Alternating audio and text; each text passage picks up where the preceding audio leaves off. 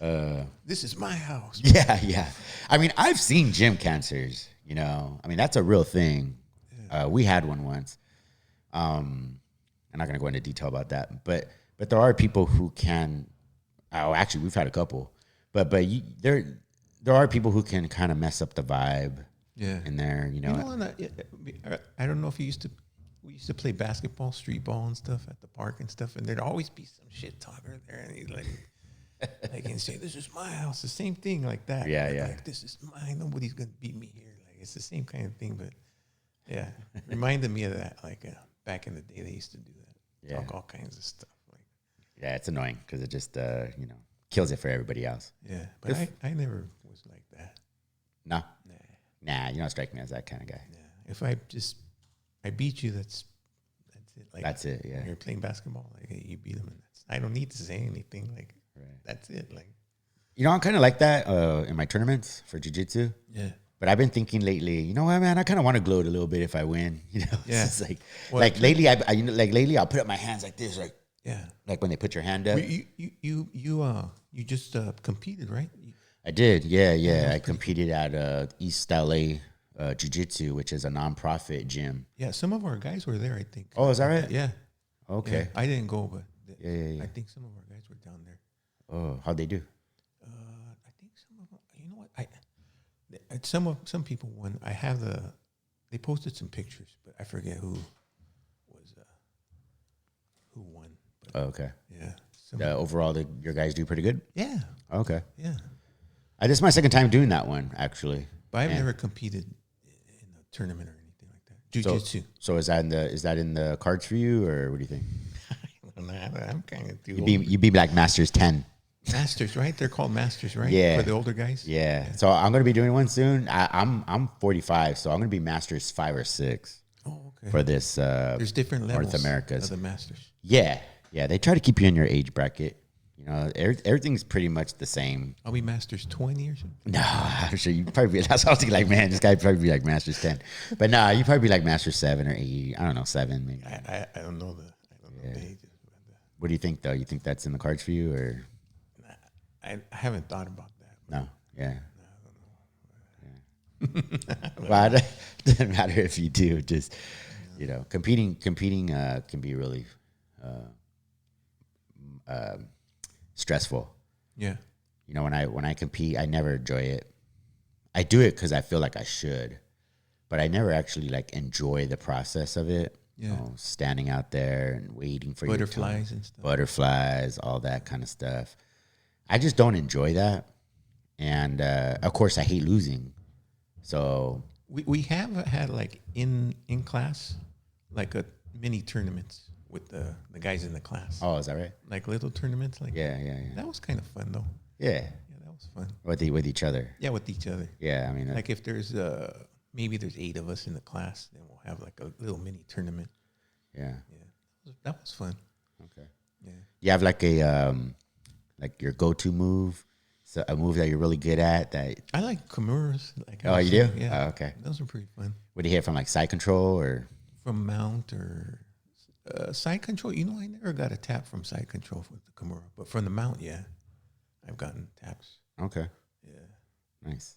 What else have I done? Maybe no. I think that's all. I haven't had that many taps, I guess, but okay. They show leg locks over there. Or? Oh yeah, the Ashi, yeah. What's the guy's name? Walter. Walter, yeah. I remember I went with you to that class that one time. I wish I could go more. It's just not in my schedule. But yeah, I remember thinking he was really knowledgeable. Oh, he's very knowledgeable. He was a very good instructor. Oh yeah, he's really good. Yeah. So I felt fortunate. Both Malachi and Walter are super good. Yeah. Oh, okay. Yeah. I didn't meet Malachi, but no, just that one day I was there. That guy Walter was there. Yeah, it was Walter that day. Yeah. Yeah, right on. But they're super knowledgeable. Really good. Now you grew up doing Kempo karate with my pop, your dad, yeah. Yeah. And did he start teaching you as a little kid? Well, for people that don't know, your dad was Charles. Yes. Senior. Yeah. Gonzalez. Yeah. Yeah. He was a 8th degree Dan or 7th or 8th, I think, something Dan, like that. right? And he grew up with all those guys out here in this area, Whittier, Yeah. Rodartis. Rodartes, the Rodartes and all that. Yeah. That would be Steve Rodarty and Danny. Yeah. So he grew up with Danny. Yeah. Yeah. Actually, he got his black belt under Danny. Oh, is that right? Oh, okay. Yeah. I remember that one time we went to your dad's house. Yeah. We're throwing knives and stuff. Yeah. My dad loved that stuff. Yeah. He loved all that stuff. Yeah. He couldn't do it. Remember, you were trying to show him, but he liked it a lot. Yeah. Yeah. Well, I'm sure he knew a lot about like other weapons. Yeah, like he did. Sticks and The swords and all that kind of stuff. Yeah, he knew. Yeah. I forget what the spear, the sticks. I forget the two sticks. He was pretty good at that too. The Screamer? Yeah. Eskrima, yeah. Yeah. I actually grew up, I didn't grow up doing it, but I mean, I did a couple of years of showmanship. Yeah. Where I'd spin it around and do all kinds of funky stuff. 1, 2, 3. All that, yeah. Yeah. Escrima's pretty cool. You know, it was kind of hard to find a partner though, for me, because I did a lot of showmanship, so I was basically just by myself doing all the hand trickery and stuff. Yeah. And it's kind of cool because it demonstrations. Because it transfers over to like the sword, not the sword, but like those ginsu knives and or not necessarily nunchucks, but it's a lot of the same hand movement. You know, like the back and forth, all this kind of stuff. Yeah. Blocking. You know. Yeah. Did your dad ever have his own school? No. You know. No. And so he would teach you at a young age, or? Yeah, I used to go with him to the classes when I was a kid. Oh, okay. Yeah, but I still do Kempo here and there. Yeah. Oh, okay. Yeah, where are you doing it at? I go with Danny. Is that right? To Steve's gym. It's in Santa Fe Springs. Right. Yeah, we go over the techniques and stuff. So Danny hangs out in there? Yeah, I think they hang out. Oh, okay. Danny hangs out there, but it's been a few weeks, but I gotta go back. Yeah, I like it. I like Kempo too still. Yeah. Can you still get a high kick? No, not really. Like Jean-Claude Van Damme. Oh, I used to love that dude. Yeah, Bloodsport. Yeah, all that stuff. And he goes, holds the kick and he goes like in the. Well, he had an amazing flexibility. Yeah. And his kicks he could kick really high. Yeah. And he looked like he had really good form. Yeah. It's funny because in those days, like Steven Seagal and Jean-Claude Van Damme, you know, I just thought they were like the most amazing fighters. Yeah. He was a keto guy, right? Isn't that Steven Seagal? Yeah. I don't know. I watch some of his videos sometimes, and you know, I suppose he's a legit Aikido guy. Yeah. But I just don't know how effective Aikido would be in with today's martial arts knowledge. Yeah. Like how practical it would be. I'm sure there's some value and you know, understanding like leverage and how the body moves and stuff like that. But you can get that in jiu-jitsu. Yeah. A lot of that stuff I teach, not wrist locks or how to, but a lot of stuff, you know, like say in the half guard. Yeah. A lot of stuff from half guard in my experience, and I've had a lot of success in this, is that when someone's bigger and heavier on you and they're flattening you out on your back, I'm trying to generate ways to roll you one way or the other to create space so that I could try to get into an underhook and get to my side or something like that. So not all that weight's on you. And so that's a type of leverage, you know.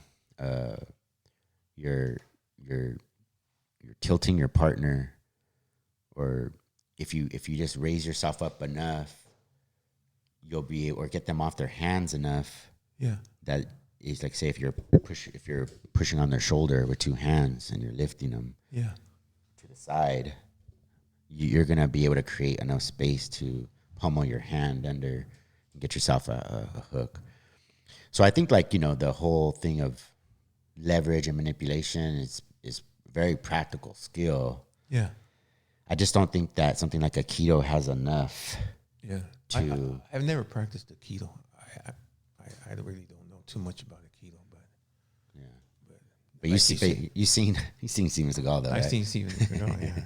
And the funniest part too is just like how over, not making fun of him, but like just how overweight he's gotten.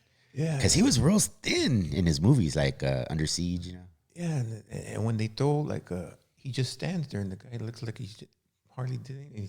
He went flying. Like, what did he do? I didn't see what he did. Like, you know, that's the problem. Yeah, that's the problem I see with a lot of these McDojo type gyms is that it's like you guys are all playing. It's like you're all in on it together. Yeah, and it's like, how am I supposed to take something? What did he do? I don't know exactly what he did to make the guy fly. He hardly moved. I don't get it. Like, well, they must spend a lot of time break falling because, you know, they magically know how to jump up in the air and fall on their back, and at the same time the guy goes like this. It reminds me of that Jim Carrey skit where oh yeah. You seen that? Yeah. Where he's like, and remember she stabs him. She goes, stab me, and he went like that. He goes, not like that, like this. He was like this. Yeah. I was like, what? He was so funny, that guy. Yeah, that was funny.